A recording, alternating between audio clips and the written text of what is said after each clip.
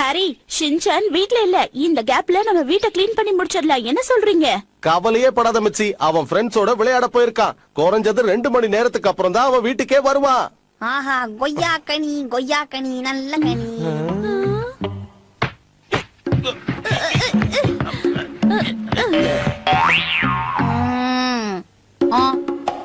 நீ விளையாடல போன ஷின்சான்? நல்லா ஓடி புடிச்ச விளையாடலாம் தான் பக்கத்து வரைக்கும் போனேன். டயர்ட் ஆயிடுச்சுன்னு திரும்பி வந்து படுத்துக்கிட்டேன். பக்கத்து தெருவுக்கு போயிட்டு வந்துட்டு இவ்வளவு பேச்சா? என்னப்பா உங்க தலையில அடிபட்டுச்சா? இதுவா?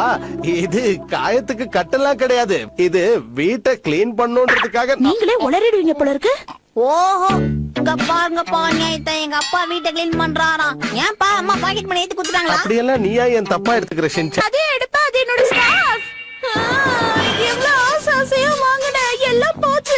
ஏன் என்னோட ஸ்கார்ஃப் எடுத்து நாசம் பண்ண ஷின்சான்? சொல்லு. அடுத்த வர பார்ட்டிக்கு போட்டுட்டு போலாம்னு நினைச்சேன். இவங்க ஒழுங்கா துணிமணியை துவைச்சு வச்சிருந்தா நான் ஏன் எடுக்க போறேன்? ஒண்ணு நான் என்ன பண்ண பாரு.